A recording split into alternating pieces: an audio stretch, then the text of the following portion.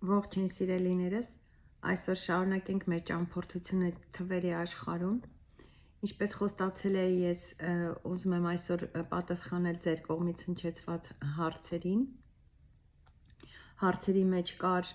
այսպիսի մի հարց, քանի տարի ես զբաղվում եմ թվային հոգեբանությամբ եւ ովքեր են եղել իմ ուսուցիչները։ Ես ունեցել եմ մի քանի ուսուցիչներ եւ անverջ ինքս նոր ուսուցիչներ փնտրելու ճանապարհին եմ, քանի որ թվագիտությունը մի գիտություն է, որը ունի սկիզբ, բայց չունի վերջ եւ անընդհատ պետք է զբաղվել թվագիտությամբ, նոր թվային հոգեբանությամբ զբաղվել, նոր բացահայտումներ անել եւ որը եւ անում եմ։ Արդեն 5 տարի է ինքս զբաղվում եմ շատ լրջորեն։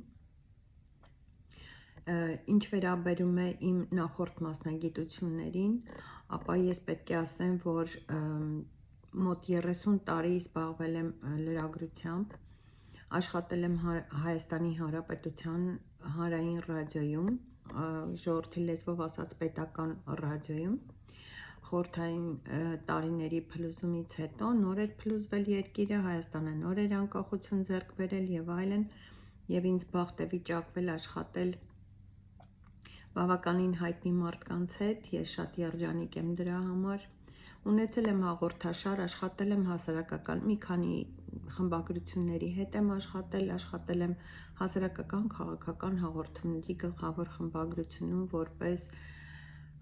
ուղիղ եթերի ռեժիսոր, ով աշխատել է ուղիղ եթերում կամ առնչվել է նման մարդկանց հետ, ովքեր աշխատել են ուղիղ եթերում, կպատկերացնեն, թե ինչքան պատասխանատու եւ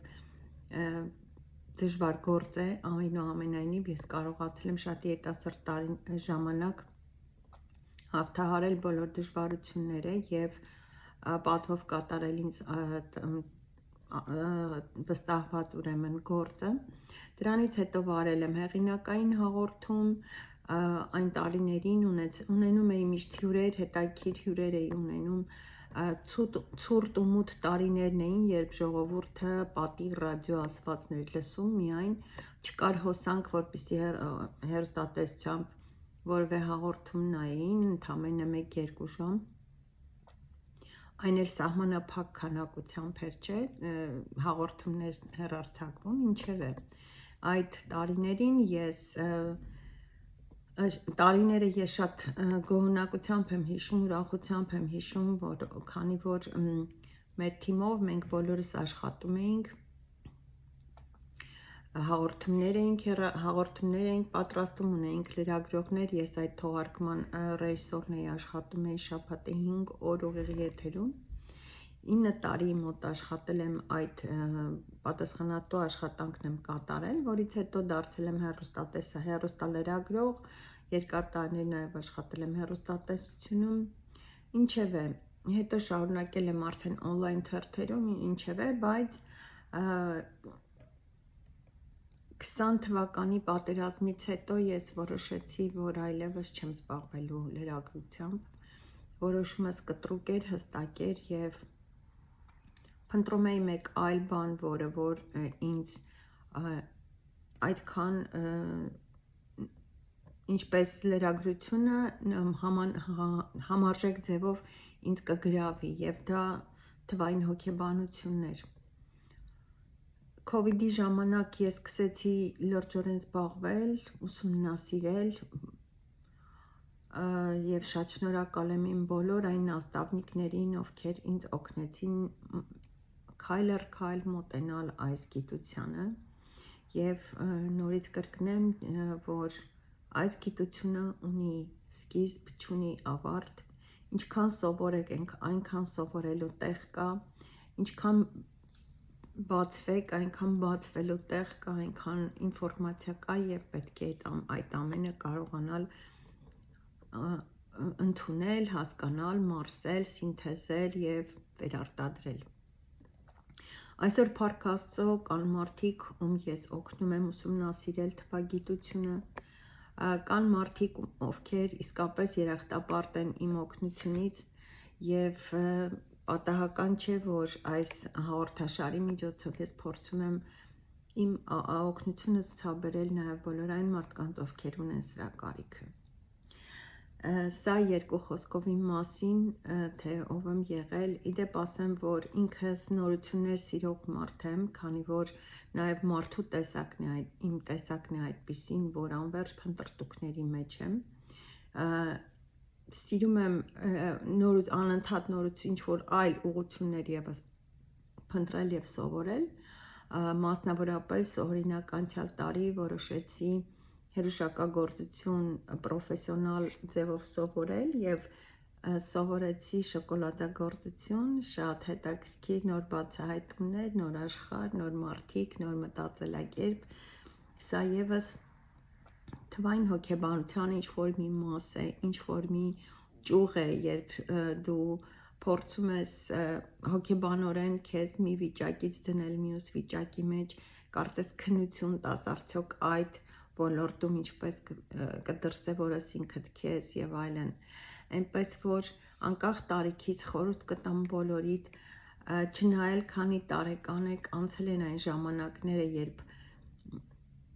գործատուները փնտրում էին միայն 22 տարեկան, երկար, 172 բոյով, 54 կիլոգրամ քաշով քարտուղարուհիներ և աշխատակիցներ, և հիմա տարիքը ընդհանրապես նշանակություն չունի, անցել են այդ ժամանակները, իդեպ ես հիշում եմ, որ աշխատանքի գործակալությունները փնտրում էին միայն այն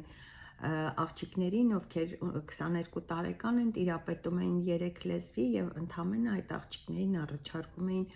ասենք այս կամ այն հյուրանոցում հավաքարարի պաշտոն կամ չգիտեմ մատուցողի կամ և այլն, ես իհարկե հարգանքով եմ վերաբերում բոլոր աշխատանքներին, բայց միշտ հումորով էի վերաբերում, թե 22 տարեկանում ինչպես կարող է երիտասարդ աղջիկը 3 լեզվի փայլուն տիրապետի, ունենա հրաշալի արտաքին և այլն և կոմունիկացիոն հրաշալի ուրեմն տվյալներ և այլ ոլորտում իր կարիերան չփնտրի, այնուամենայնիվ անցել են այդ ժամանակները և հիմա ավելի լուսավոր տարիներ են սկսվել իմ կարծիքով, բացվել են բոլոր փակ դռները և մնում է մեզ միայն գտնել այդ փակ դռները բացելու բանալիները և երբեք չկաշկանդվեք ձեր տարիքից, քանի տարեկան էլ որ դուք լինեք, դուք իմացեք, որ միանշանակ կա մի այնպիսի մասնագիտություն, որը ձեզ դեռ սպասում է, որտեղ դուք կարող եք դրսևորվել, ձեզ լավ զգալ, ձեզ լիարժեք զգալ և դրանով իսկ օգտակար լինել նաև ոչ միայն ձեզ, ձեր ընտանիքին, այլ ձեզ շրջապատող մարդկանց։ Ես խնդրել էի, որ մեկնաբանություններում գրեք, թե ինչպիսին եք դուք ձեզ, որպես ինչ եք դուք ձեզ զգում և եթե կարողանայիք պատասխանել այդ հարցին, ես նախորդ անգամ ասել էի, որ դա նշանակում է, որ դուք կարողացել եք ձեր կյանքում ռեալիզացվել, շատերը գրել էին, շատ շնորհակալ եմ իդեպ արձագանքի համար, շատերը գրել էին իրենց տվյալները և գրել էին մի երկու բառ ասեք, թվագիտությունը մի երկու բառ ասելով չէ, թվագիտությունը խորը վերլուծության հետևանքով ասվող խոսքեր են, որտեղ պատահական բառեր, խոսքեր, մտքեր չկան, դա մի շփոթեք ոչ կոֆեի բաժակ նայելուն, ոչ այլ ժամանցների հետ, դա իսկապես լուրջ է և եթե հարց ունեք, խնդրում եմ, հարցը հստակ ձևակերպեք, կային մարդիկ, ովքեր իսկապես հստակ հարց են ձևակերպել և ես ձևակերպել եմ նաև իմ պատասխանը, ամեն դեպքում հարց գրելուց գրեք ինչ եք ուզում լսել, այսինքն որ կետի վրա եք ուզում կենտրոնանալ, որն է հարցը, ինչ մասնագիտությունն է ավելի շահեկան լինելու ձեր թվային տվյալներից ելնելով կամ չգիտեմ ինչ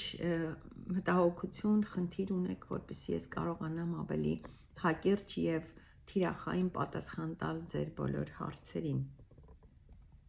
Ես աշխատել եմ պատասխանել գրեթե բոլոր հարցերին, եթե կան հարցեր, որոնք դեռ չեմ նկատել, չեմ պատասխանել, ապա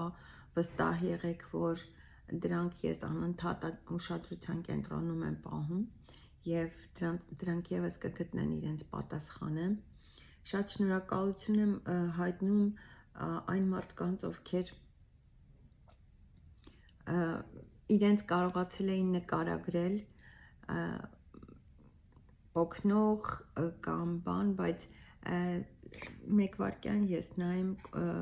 մեկնաբանություններում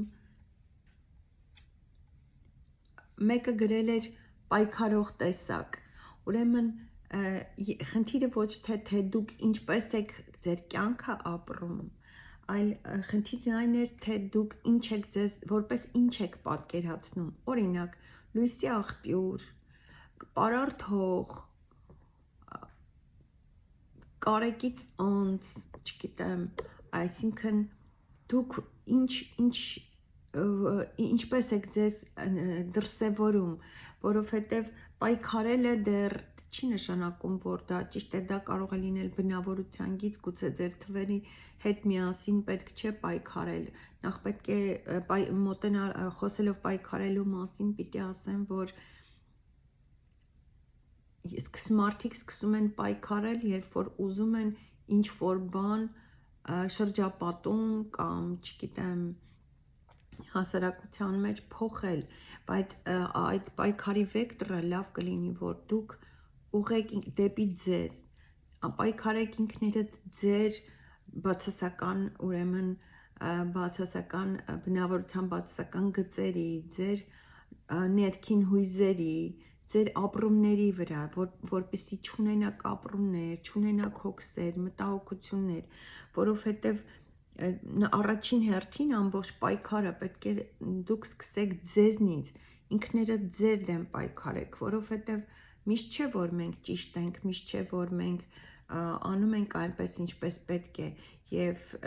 որպեսզի կարողանանք մի քիչ սխալներ թույլ տալ և ավելի անսխալ ապրել, անսխալ մեր օրը ավարտել, յուրաքանչյուր օրը իդեպ, այնքան ավելի լավ։ Մեկ անգամ ևս ուզում եմ կրկնել, որ մենք պետք է փորձենք, պետք է սկսենք ապրել այսօր և հիմա ռեժիմում, որովհետև դա է միակ գրավականը սեփական անձը բարձրացնելու, սեփական ուրեմն վիբրացիաները բարձրացնելու և անցյալին հանգիստ թողնելով կերտելու մեր ապագան, մենք ապրելով այսօր կերտում ենք մեր ապագան և որպեսզի ապագան ավելի ցանկալի լինի և հեռու լինի փորձություններից, ուրեմն պետք է այսօրը կենտրոնանանք մեր այսօրվա վրա